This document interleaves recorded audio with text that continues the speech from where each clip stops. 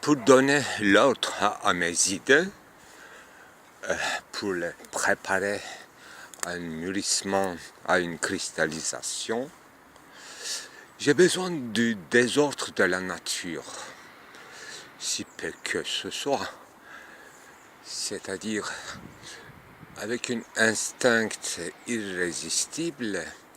Dès que je vois les arbres en friche, les branches cassées, personne n'a sauvé ces arbres, là je vois des arbres souffrants. Et on est en printemps, juste au début. Et il y a début des bourgeons. Et il faut alléger cet arbre. Là, j'ai fait quelques retouches, comme en peinture, à mon printemps à moi.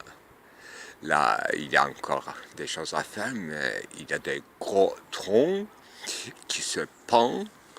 Là, c'est dangereux parce qu'ils ont beaucoup de branchements et on n'arrive pas à envisager par quel côté il va tomber.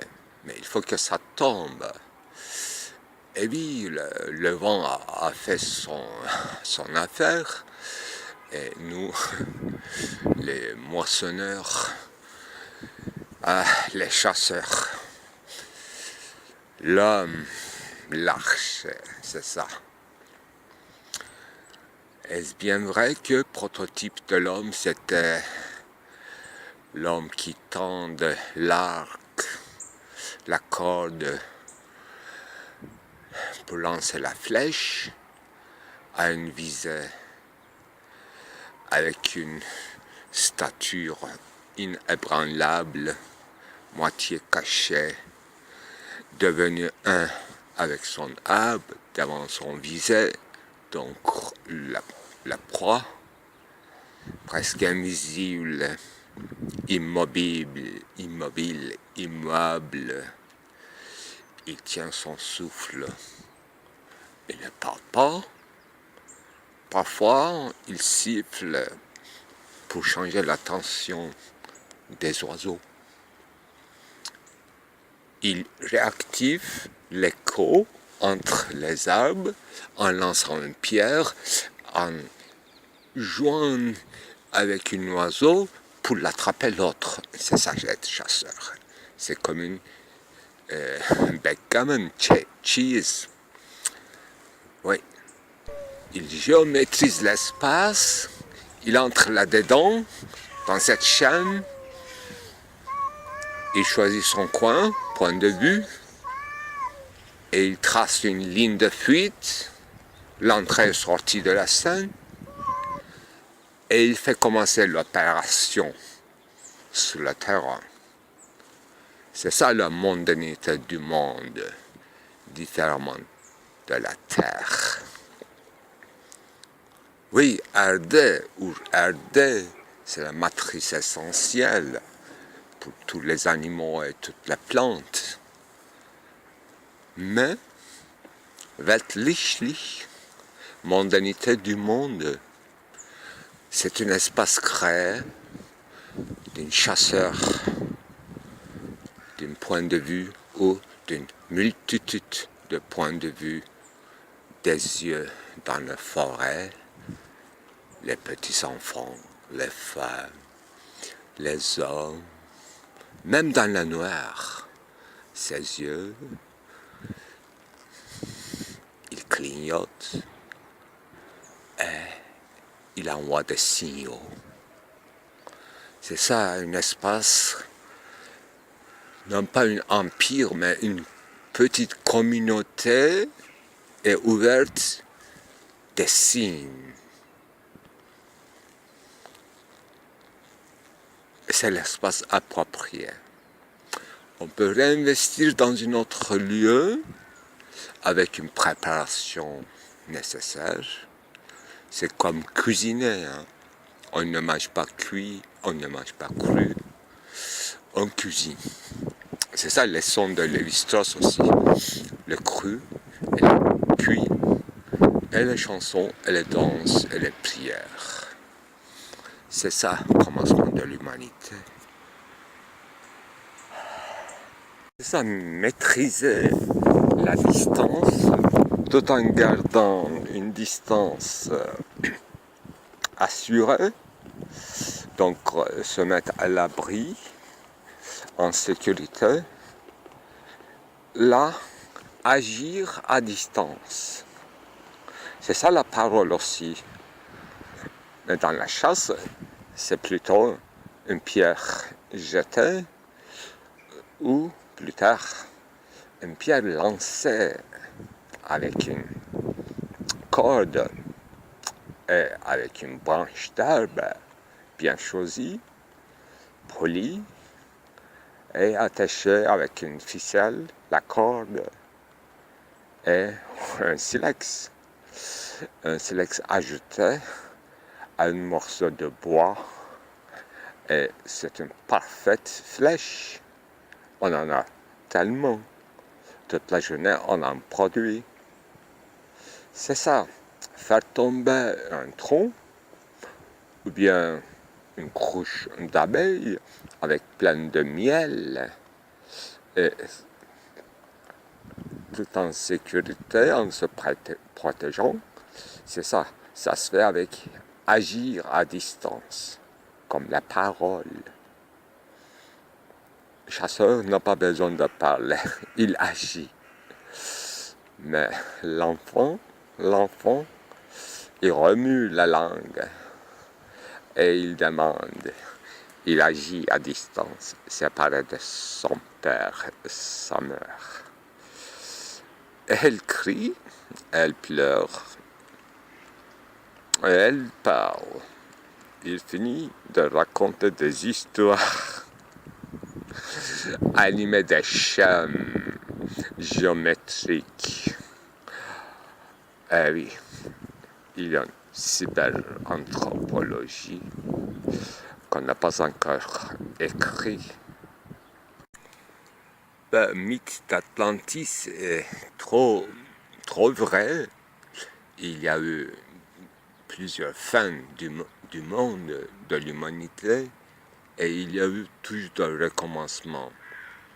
Donc, à mon avis, nous aussi, nous allons tomber dans le premier étage de l'humanité, avec toutes les 5 sens et moitié en bonne santé. Une humanité va recommencer avec les premiers gestes et des esquisses dans l'espace, cette fois-ci inconnu, parfois torride, aride, étranger, comme toute terre. D'ailleurs, nous étions étrangers seulement par un sentiment esthétique que nous avons senti quelquefois, pas toujours, que la nature était notre berceau, bien que aride. Parce que nous n'avions pas un choix, d'autre choix. C'était la seule nature et nous étions son issue. Donc c'était notre mère, ou bien mère quittée, berceau laissé. C'est la même chose. Il fallait s'habituer à cette berceau hasardeux. Ah oui, il faut faire des jeux, des contrepoints à cette nature qui aime à se jouer. Donc, c'est à nous de jeter les pierres, c'est-à-dire avancer les pierres sur un échec. Comme un enfant, on recommence en s'essayant. Ce qu'il a prévu, grand Héraclite.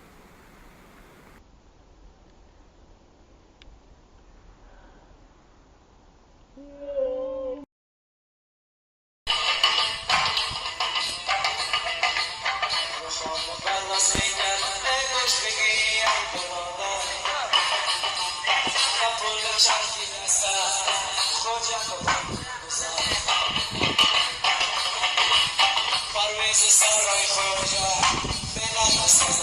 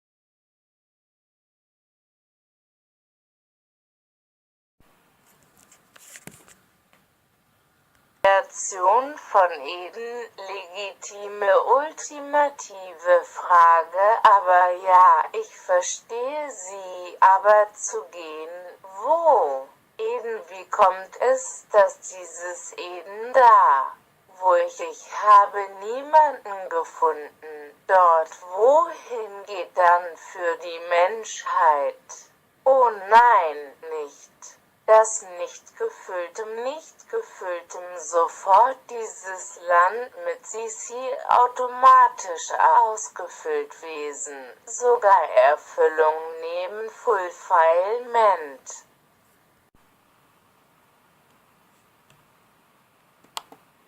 Recreation of Eden, legitimate ultimate question. But yes, I understand you died, but to go, where? Eden, how is it that this Eden, because we're to have not found anyone over there with authento humanity. Oh no, not that. Not fill it right now. This land with you auto-filled beings, even fulfillment besides fulfillment. Recréation d'Éden, la question ultime légitime, mais oui, je vous includes. Maitre maes versetus ou Eden commentaire faut-il que Zis Eden parce que moi sur lequel il ne est pas fond quelqu'un, là-bas où va ensuite vers l'humanité. Oh non, pas ça, pas remplis, ta ou de suite zistéouis, vous voulez être rempli d'auto-remplissement, sam d'ailleurs fulfillement. C'est devenu impossible cette traduction de ce poème Ausgangsvererde. Alors, et il y a une deuxième partie de ce poème, de son titre d'ailleurs, c'est Widerrichtung. Alors ce que tu as là, c'est encore pire dans la traduction. Widerrichtung, on le traduit diversement, mais plutôt comme restauration. Donc, comme on parle ici d'Éden, seule la traduction correcte, c'est sous le mot de Éden, parce que c'est le même mot. Alors, en anglais, on parle de restoration of Eden. Alors,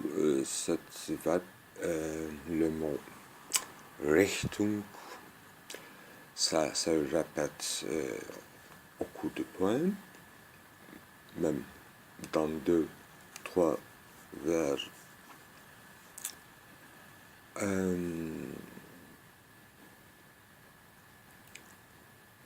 Alors, lisons, la traduction dit que légitime et ultime question, récréation de l'Éden. Mais s'il s'agit de la récréation ou de la restoration dans la traduction anglaise. Ou bien c'est plutôt mériter Eden. Alors, anglais, français, apparemment, pensent que on peut créer, on peut bâtir Eden. On peut restaurer à la limite, c'est un peu vieilli, donc on peut restaurer. Alors, en allemand, on parle pas d'un bâtiment, mais la traduction d'une manière insistante parle d'une sorte de bâtiment. Il y a, alors on dit, il y a un autre vers qui dit ein im Außer zu errichtendes Reich. Donc le mot Reich, quand on traduit, on ne traduit pas, on dit Reich, comme deuxième Reich. Alors Eden renvoie au deuxième Reich, ou premier Reich. Bon. Eden, exactement, la traduction française dit que pour cela je dois dire, ou bien tu oses dire, pour cela j'ose je dois dire, Eden, entre guillemets, encore une citation entre guillemets, en plein air pour la construction de Reich. Donc la traduction devient quelque chose d'extrêmement politique, mais le verbe allemand parle d'une sorte Haus. C'est pas en plein air pour la construction de Reich. C'est pas un champ libre. Eden, c'est pas un champ libre pour la construction de Reich. Une autre traduction rapproche plus, mais c'est encore raté. Elle ne dit pas en plein air, un lieu libre pour la construction de Reich, mais il dit dans d'autres endroits, Reich, un bâtiment. Bon, c'est déjà mieux dans d'autres endroits. Donc c'est pas en plein air, mais dans d'autres außer endroits.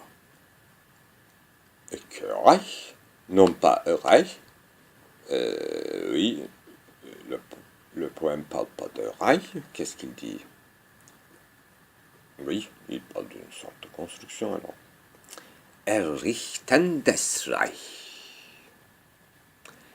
Dans d'autres endroits, si on force un peu notre entendement et imagination, dans d'autres endroits que d'un Reich, d'un bâtiment où un État est construit. Il s'agit de tout hors d'une construction de Reich, dans d'autres endroits qu'une